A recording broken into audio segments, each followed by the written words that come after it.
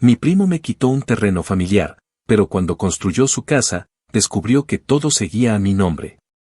Nunca pensé que tendría que pelear por algo que ya era mío, pero si hay algo que aprendí en los últimos años es que la sangre no siempre es garantía de lealtad y que la familia, en muchas ocasiones, es el primer lugar donde uno encuentra la traición. Lo supe cuando vi a mi primo Daniel apropiarse de algo que nunca le perteneció, como si su sola voluntad bastara para borrar los hechos, para reescribir la historia a su conveniencia, para arrebatarme lo que mi abuelo había dejado explícitamente a mi nombre. Y lo peor de todo es que la mayoría de la familia lo permitió, lo avaló, como si yo fuera la egoísta por exigir respeto a lo que era legítimamente mío. Como si fuera yo quien estaba causando un problema por no aceptar callada la injusticia. Pero para entender cómo llegamos hasta este punto, tengo que retroceder un poco. Mi abuelo fue un hombre trabajador, un hombre que con mucho esfuerzo logró hacerse de varias propiedades a lo largo de su vida. No era un millonario ni nada por el estilo, pero siempre supo invertir con inteligencia y, cuando falleció, dejó sus bienes repartidos de manera clara en su testamento. A mí me correspondía un terreno que en aquel entonces no llamaba demasiado la atención. Era un espacio de tierra sin construir, ubicado en una zona que en su momento parecía sin mucho potencial, pero que con los años comenzó a adquirir valor. Al principio, nadie le prestó demasiada importancia, y yo tampoco me apresuré a hacer algo con él.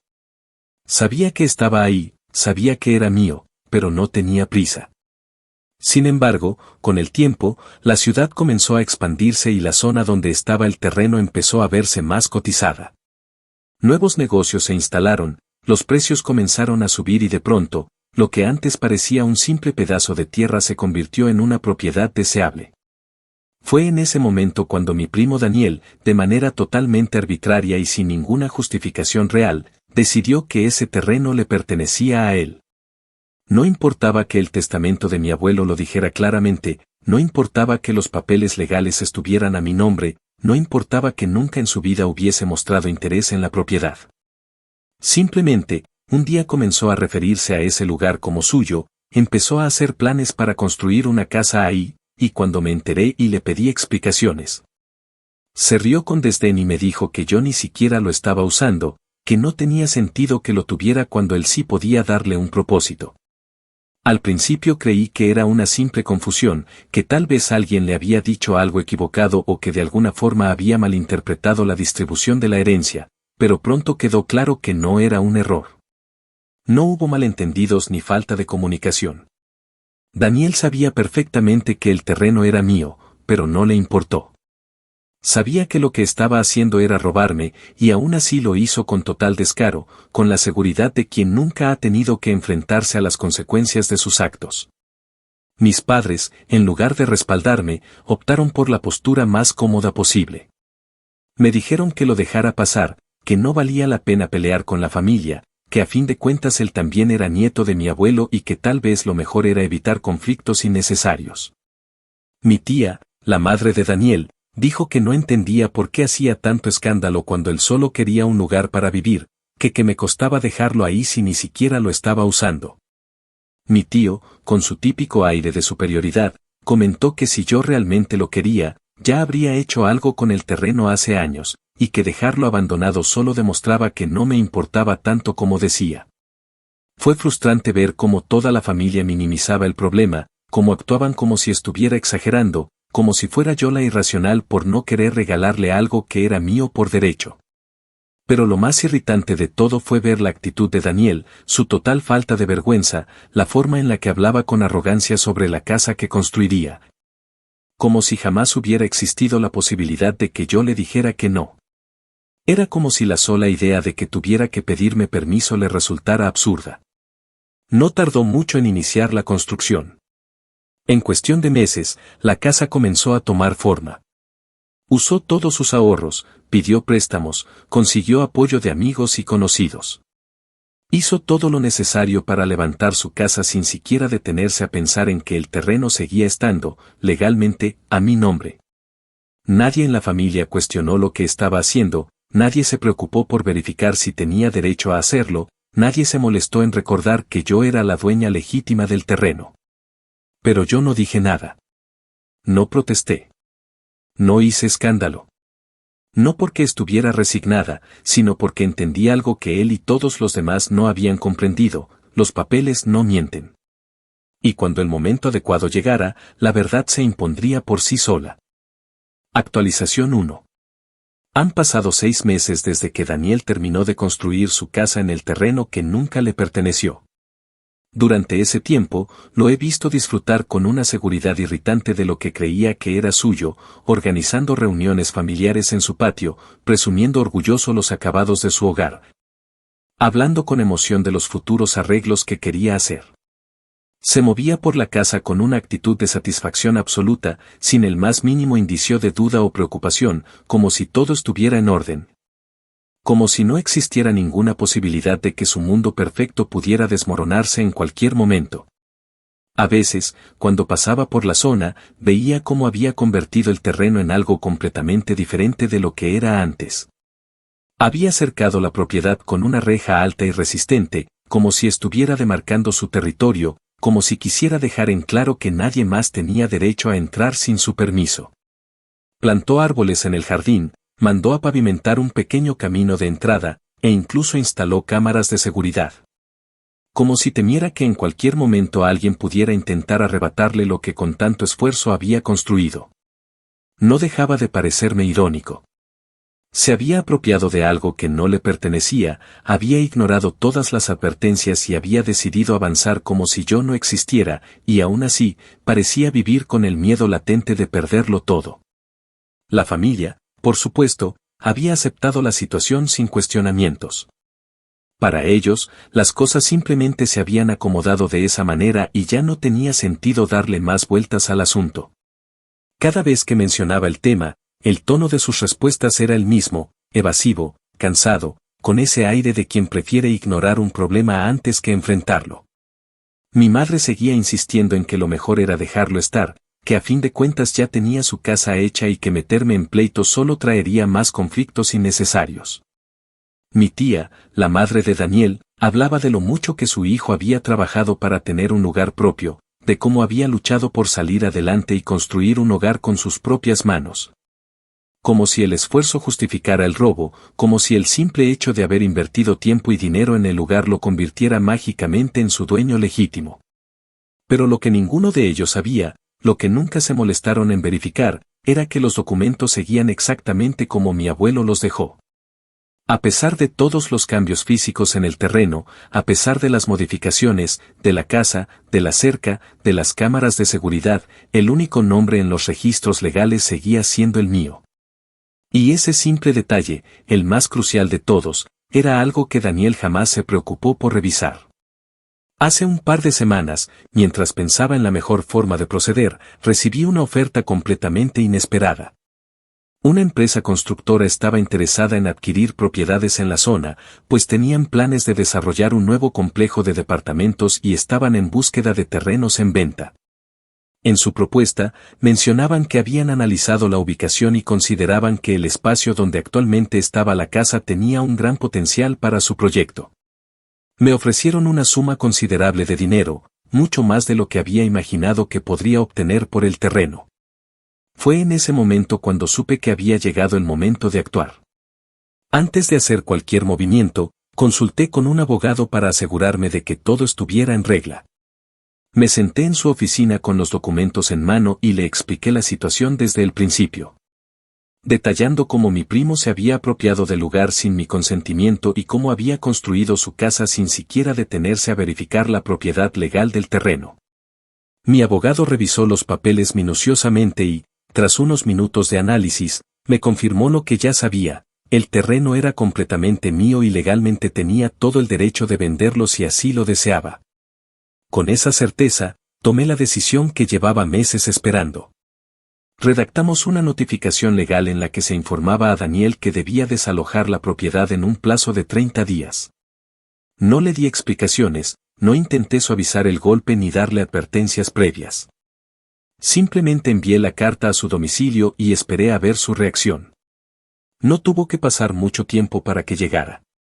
Tan solo un par de días después de recibir la notificación, Daniel apareció en la casa de mis padres hecho una furia, exigiendo saber qué significaba todo esto. Entró sin previo aviso, hablando en voz alta y gesticulando con desesperación, como si aún no pudiera procesar lo que estaba ocurriendo. Mi madre intentó calmarlo, pero él ignoró cualquier intento de mediación y fue directo al punto, diciendo que qué demonios me pasaba, que cómo se me ocurría intentar sacarlo de su propia casa. Que qué clase de persona era yo para hacerle esto a mi propia familia. No me inmuté. Lo dejé hablar, lo dejé desahogarse, lo dejé mostrar su indignación, porque sabía que en el fondo aún no había asimilado la realidad de la situación. Intentó justificarse de mil maneras, repitiendo las mismas frases que ya había escuchado tantas veces antes, que él había construido la casa con su dinero, que había trabajado duro por ella, que yo no la necesitaba. Que me costaba dejarlo vivir ahí, que la familia no debía tratarse de esa manera. Pero ninguna de esas palabras podía cambiar los hechos. Ninguna de esas excusas podía borrar la verdad que tenía frente a él. Finalmente, cuando vio que yo no me conmovía, que mi expresión no mostraba ninguna señal de duda o remordimiento, cambió de estrategia. Se tornó agresivo, me acusó de ser una persona fría y sin corazón, dijo que esto no quedaría así, que si pensaba que podía echarlo como si nada, estaba muy equivocada. Me amenazó con demandarme, con llevarme a juicio, con hacer todo lo posible para impedir que lo sacara de su casa. Yo no respondí. Solo lo miré en silencio, esperando a que terminara su espectáculo, y cuando finalmente pareció quedarse sin palabras, le recordé con calma que tenía 30 días para desalojar. Salió de la casa de mis padres dando un portazo, visiblemente alterado, dejando tras de sí una atmósfera densa y cargada de tensión. Mi madre, que hasta ese momento se había mantenido al margen, finalmente habló, con un tono de preocupación en la voz, diciéndome que tal vez esto se estaba saliendo de control, que debería reconsiderarlo. Que debía pensar en la familia. Pero yo ya había tomado mi decisión. Los días siguientes fueron un torbellino de rumores, discusiones y llamadas telefónicas insistentes de diferentes familiares que intentaban convencerme de que dejara todo como estaba, que no valía la pena. Que al final del día la casa ya estaba ahí y que sacarlo solo generaría más problemas. Pero yo no iba a ceder. Ya había esperado demasiado, ya había soportado suficientes desplantes, ya había permitido que mi primo se saliera con la suya durante demasiado tiempo. Los 30 días estaban corriendo y, al final de ese plazo, Daniel se vería obligado a enfrentar la realidad que tanto se había negado a aceptar. Actualización 2. El tiempo transcurrió más rápido de lo que imaginé y, a pesar de la insistencia de la familia, no cambié de parecer. Cada día que pasaba me reafirmaba en mi decisión, viendo cómo Daniel seguía actuando como si nada, como si esa notificación legal no tuviera ningún peso real. Como si pudiera simplemente ignorarla y esperar a que todo se resolviera por arte de magia. No era sorpresa para mí que adoptara esa actitud, porque toda su vida había sido así, confiando en que las cosas se acomodarían a su favor sin tener que esforzarse demasiado, sin asumir la responsabilidad de sus actos. Sin enfrentar las consecuencias de sus decisiones. Los primeros días después de recibir la notificación, se dedicó a despotricar contra mí con quien quisiera escucharlo. Hablaba de lo injusta que estaba siendo, de lo cruel que era por querer echarlo de su casa después de todo el esfuerzo que había puesto en construirla, de cómo la familia debería estar por encima de todo. De cómo yo estaba demostrando que el dinero me importaba más que el bienestar de los míos. No pasó mucho tiempo antes de que varios familiares comenzaran a llamarme para tratar de hacerme cambiar de opinión, algunos con súplicas y otros con reproches velados. Mi tía, la madre de Daniel, fue la más insistente, hablándome con un tono casi condescendiente, como si yo fuera una niña caprichosa que estaba cometiendo un error del que luego me arrepentiría. Dijo que Daniel no tenía a dónde ir, que sacarlo de ahí era condenarlo a perder todo lo que había construido con tanto esfuerzo, que ella no podía creer que yo estuviera actuando con tanta frialdad. Que la familia siempre había estado unida y que no entendía por qué yo quería ser la excepción. Intenté explicarle que esto no era un asunto de capricho ni de venganza irracional, que Daniel nunca debió apropiarse del terreno en primer lugar. Que había tenido todas las oportunidades del mundo para hacer las cosas bien y que él mismo se había metido en esta situación al ignorar la propiedad legal del terreno. Pero ella no quería escuchar razones, porque para ella el simple hecho de que su hijo ya estuviera viviendo ahí era más importante que cualquier argumento legal. Me di cuenta de que no tenía sentido seguir discutiendo con alguien que jamás aceptaría que su hijo se equivocó, así que simplemente terminé la conversación con unos papeles son claros. No hay más que hablar y colgué antes de que pudiera seguir con su discurso de víctima. Pero Daniel no se quedó en simples palabras. A medida que los días pasaban y el plazo de los 30 días se acercaba, su actitud se tornó cada vez más desafiante. En lugar de considerar la opción de irse voluntariamente o de negociar de alguna manera, decidió aferrarse con uñas y dientes a la idea de que podía desafiar la legalidad y ganar.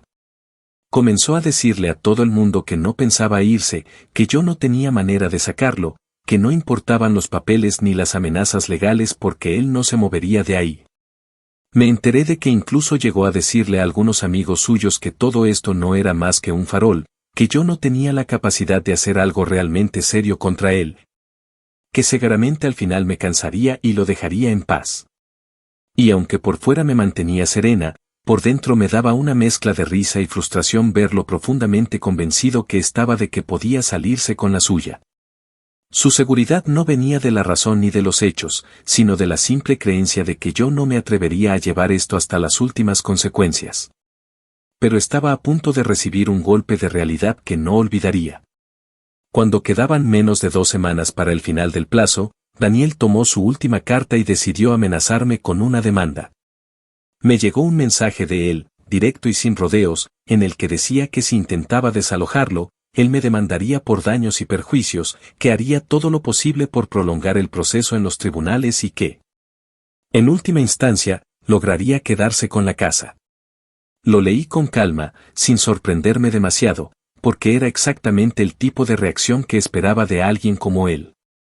Pero lo que no entendía, lo que parecía no querer aceptar, era que por más que intentara aferrarse a su fantasía, la ley estaba de mi lado y cualquier intento de pelearlo en tribunales no haría más que retrasar lo inevitable. Decidí no responderle. En lugar de entrar en su juego y gastar energía en discusiones inútiles, llamé directamente a mi abogado y le informé sobre la supuesta demanda. Él solo se rió y me dijo que Daniel no tenía ningún caso, que cualquier acción legal que intentara tomar se derrumbaría con la primera revisión de los documentos. Y con eso, procedimos a lo siguiente, la solicitud formal de desalojo ante las autoridades. El día que Daniel recibió la notificación oficial fue el día en que, por primera vez, lo vi perder la seguridad que había mantenido hasta entonces. Mi tía me llamó llorando, diciendo que esto era demasiado, que cómo podía hacerle esto a su hijo, que le estaba arruinando la vida. Mi madre volvió a intentar persuadirme, diciéndome que todavía podía dar marcha atrás, que tal vez lo mejor era encontrar una solución pacífica. Pero ya no había vuelta atrás. Los días pasaron y Daniel dejó de hablar. Ya no me llamaba, ya no me enviaba mensajes, ya no alardeaba de que yo no tenía manera de sacarlo. Había entrado en un estado de negación silenciosa, en el que, en lugar de enfrentar la realidad, simplemente decidió ignorarla y esperar que, de alguna manera, todo se resolviera solo. Pero el último día del plazo llegó. Y con él, la llegada de las autoridades encargadas del desalojo. Daniel aún no lo sabía, pero en cuestión de horas, su mundo perfecto se desmoronaría por completo. Actualización 3. El día del desalojo llegó sin más demora. El plazo había expirado, las advertencias se habían ignorado y Daniel, fiel a su costumbre de desafiar la realidad hasta el último momento, seguía aferrado a la absurda idea de que de alguna manera milagrosa podría evitar lo inevitable. Había agotado todas sus opciones, había intentado presionarme emocionalmente a través de la familia, había amenazado con demandarme. Había convencido a algunos conocidos de que yo no tenía ninguna posibilidad de sacarlo, pero todo había sido inútil. Ya no había más excusas, ya no quedaban argumentos vacíos, ya no podía aferrarse a la fantasía de que su voluntad tenía más peso que la ley. Esa mañana, me aseguré de estar presente. No porque quisiera ver su derrota de primera mano, sino porque quería asegurarme de que todo se hiciera conforme a lo estipulado en la notificación. Sabía que Daniel no iba a rendirse sin pelear, que haría todo lo posible por entorpecer el proceso, que intentaría ganar tiempo con cualquier pretexto absurdo. Y no me equivoqué. Apenas los oficiales llegaron, Daniel salió a su puerta con una expresión que oscilaba entre la incredulidad y la furia. Durante unos segundos, pareció realmente convencido de que con solo pararse ahí y exigir explicaciones podría revertir la situación.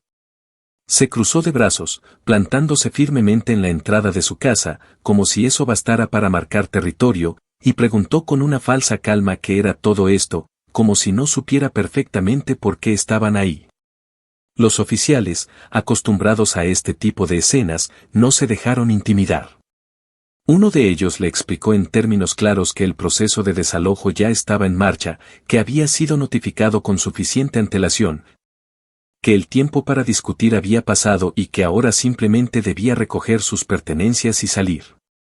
Daniel soltó una risa seca, una mezcla de incredulidad y desprecio, y dijo que esto era ridículo, que no podían echarlo de su propia casa, que había invertido todo en ese lugar y que no tenía a dónde ir.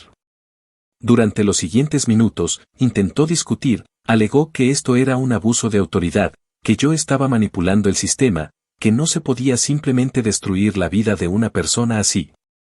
Intentó apelar a la compasión de los oficiales, diciendo que todo lo que tenía estaba ahí, que no podían tratarlo como si fuera un delincuente. Pero las leyes no entienden de sentimentalismos, y la paciencia de los oficiales no era infinita. Uno de ellos le recordó que, si no salía por su cuenta, se procedería con el retiro forzoso, lo que significaba que, en lugar de recoger sus cosas con calma, se las sacarían sin miramientos. Ahí fue cuando la desesperación real comenzó a filtrarse en su expresión. Su postura desafiante comenzó a desmoronarse.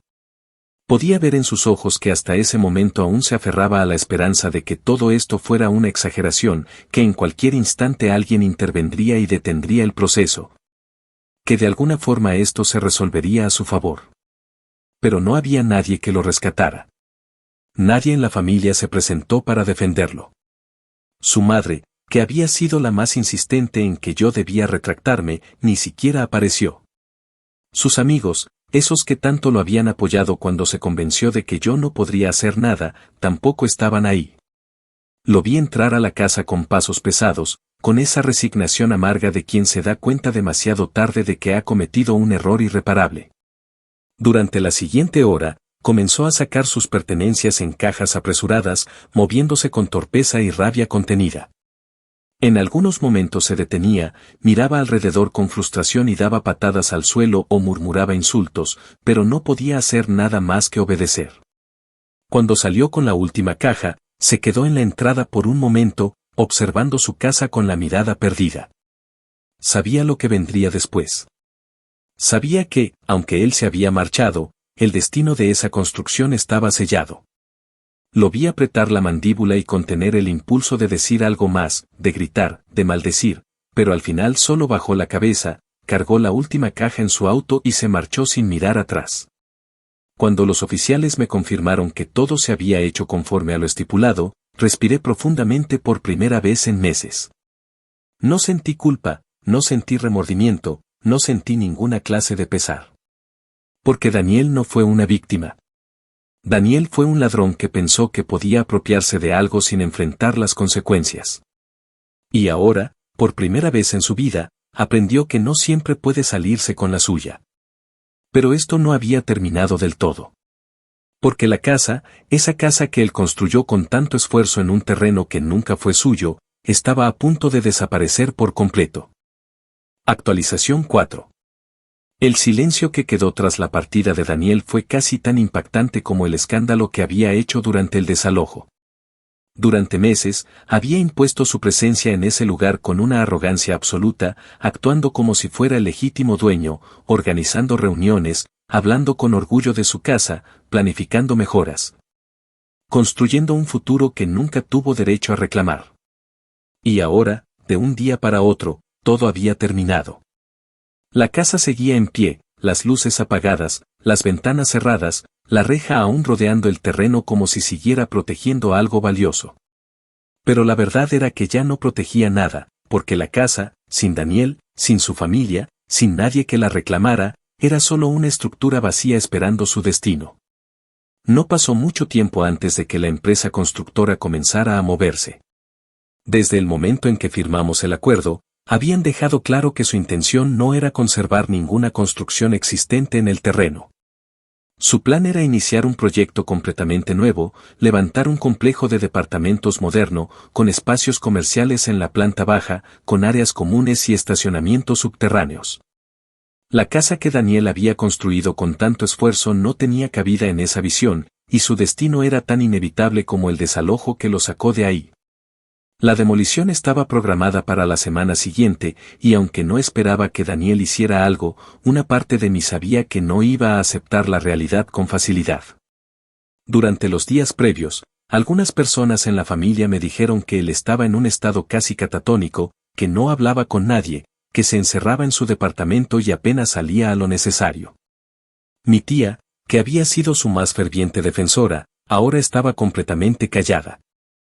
Tal vez porque en el fondo sabía que esto había sido culpa de su hijo, tal vez porque finalmente entendió que no había nada más que pudiera hacer. Cuando llegó el día de la demolición, decidí estar ahí. No porque necesitara verlo, no porque quisiera regodearme en la caída de Daniel, sino porque después de todo lo que había pasado, después de años de aguantar que alguien más se apropiara de lo que era mío, después de enfrentar la resistencia de mi propia familia y soportar la arrogancia de mi primo, necesitaba ver el final con mis propios ojos. Las primeras máquinas llegaron temprano en la mañana. Una cuadrilla de trabajadores se movía con eficiencia, revisando las estructuras, delimitando las áreas, asegurándose de que todo estuviera listo antes de iniciar. Era un proceso meticuloso, casi quirúrgico, y lo observé con la misma calma con la que había esperado todos estos meses. Sabía que Daniel no estaba ahí, pero una parte de mí se preguntaba si en algún momento aparecería, si se atrevería a venir y a ver con sus propios ojos cómo su casa desaparecía bajo los escombros. Y entonces, lo vi. No se acercó demasiado. No intentó interferir, no hizo ningún escándalo. Solo estaba ahí, parado a la distancia, con una expresión imposible de descifrar. Su rostro no reflejaba rabia ni desesperación, tampoco había lágrimas ni gritos de impotencia. Solo estaba ahí, observando. No sé si esperaba que en el último segundo algo detuviera el proceso, si aún conservaba un resquicio de esperanza de que todo esto fuera un mal sueño del que pronto despertaría. Pero si aún creía en milagros, estaba a punto de verlos desmoronarse junto con su casa. La primera máquina hizo contacto con la estructura con un estruendo seco, un sonido que resonó en la quietud de la mañana como un anuncio final de lo que estaba por venir. Los vidrios se hicieron añicos con el impacto, las paredes temblaron con la primera embestida, y poco a poco, lo que alguna vez fue su hogar comenzó a ceder. Los trabajadores eran rápidos, eficientes, cada golpe estaba calculado, cada movimiento dirigido con precisión. No hubo dramatismo, no hubo una escena lenta y dolorosa como en las películas. La casa, esa que él había defendido con tanta convicción, cayó con la misma rapidez con la que fue construida. Lo observé desde donde estaba, y por un momento, creí que tal vez diría algo. Que tal vez se acercaría a mí, que intentaría una última súplica, que diría alguna frase amarga, alguna acusación final. Pero no lo hizo. Solo se quedó ahí, viendo cómo su casa se convertía en escombros, como lo que había considerado suyo desaparecía sin que pudiera hacer nada. Cuando el proceso terminó, los trabajadores comenzaron a limpiar la zona, retirando los escombros, preparando el terreno para la siguiente fase del proyecto. Miré a Daniel por última vez, esperando algún tipo de reacción, esperando ver algo en su expresión que me dijera lo que estaba pensando. Pero simplemente se giró y se fue. No sé a dónde, no sé si tenía un destino en mente o si simplemente estaba caminando sin rumbo, sin saber qué hacer ahora que lo había perdido todo. La familia se quedó en silencio después de eso. Ya no hubo más llamadas, ya no hubo más súplicas, ya nadie intentó hacerme sentir culpable. Tal vez porque vieron que no había nada más que pudieran decir, tal vez porque finalmente entendieron que las cosas habían terminado como debían terminar.